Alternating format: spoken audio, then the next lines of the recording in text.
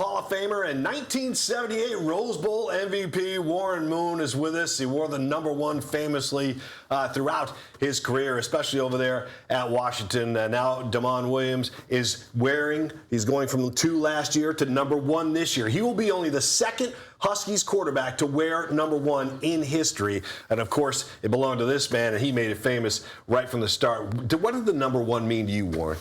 To me, it was two things. It was for me to always look at the #1. That's where I always wanted to be. I wanted to be one of the best to play my position. So wearing that number was a constant reminder of that's where I always wanted to finish. And the same thing for my teammates, for them to see me as a leader, to wear that #1, that they always had that on their mind, and that's where we wanted to finish as a team. So it was two different meanings, but basically it was meaning you wanted to be the best either as a team or best as an individual. Huskies hoping that #1 can help lead them. They're picked to finish 7th, I believe, in the Big Ten. What's it going to take, Warren, for this team to kind of move up in the Big Ten rankings? We've heard from Jedd Fisch already in camp. He loves his D-line, his O-line. They're big, they're athletic. I know your son's a running back on the team. Just your thoughts on this Husky team. What are they going to need to take that next step? Just experience. Hopefully they can get as much experience in those first 4 games before they get into the Big Ten season. They open up with Washington State. That's going to be pretty fun to have the Apple Cup, I guess you would call it Apple Cup. They're going to open up with them, so that's something to really get yourself prepared for and fired up for. It's not like there's a cupcake game, your first game of the season. But I think those first 4 games before they get into the Big Ten are going to be important because this is a very young team, you know. They lost a lot of seniors last year. They have a lot of talent on this team, a lot of young, talented players, but these guys need to get more experience and learn how to play with each other. So I think that's the biggest thing they need to get is that experience in those first 4 games. Which are, I guess they call them like preseason games, but they're really not preseason. No, games. I think you're right.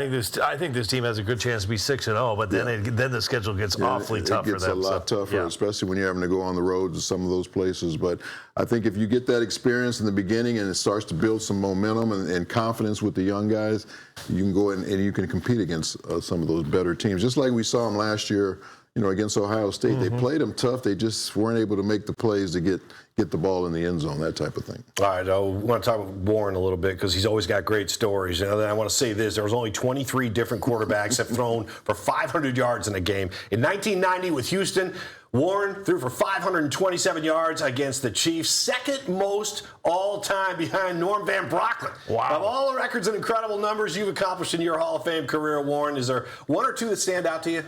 Most proud of? That was one because of not only the fact that I threw for those numbers, but the team I was playing against. Kansas City, they had probably the 3rd best defense in the league at that time. They had, I think, 6 guys on their defense were Pro Bowlers. And then we played outdoors in inclement weather. It was windy and kind of slushy rain.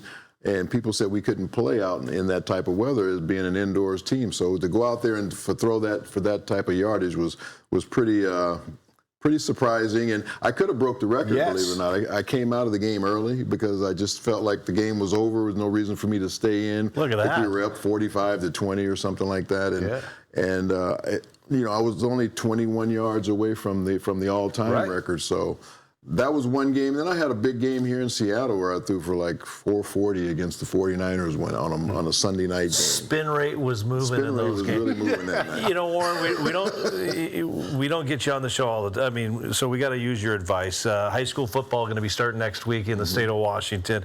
For all the young kids maybe watching this show right now, just pass on a little words of wisdom. I mean, you've had a son play at Bellevue. They did very well there. But just some words of wisdom. All these kids hitting the field next week. Yeah, I think the biggest thing you can say, and it was a philosophy of mine, the more work you put into it, the more you're going to get out of it. So as much as you can work, as much as you can watch tape, as much as you can practice after practice and before practice, the work you put in, you're going to get back out of it. So it just depends on how much you're willing to work and how much time you're willing to put to your craft. If every guy does that individually, it's only going to make your team better. Man, great to have Hall of Famer Warren Moon on this program today. Talk a whole lot of football, all different levels. This has been a great visit, Warren. We really appreciate your time, and we're lking forward to the next one already. Thanks for having me on, guys. Really awesome. appreciate it. Thanks, Warren Moon, on the show.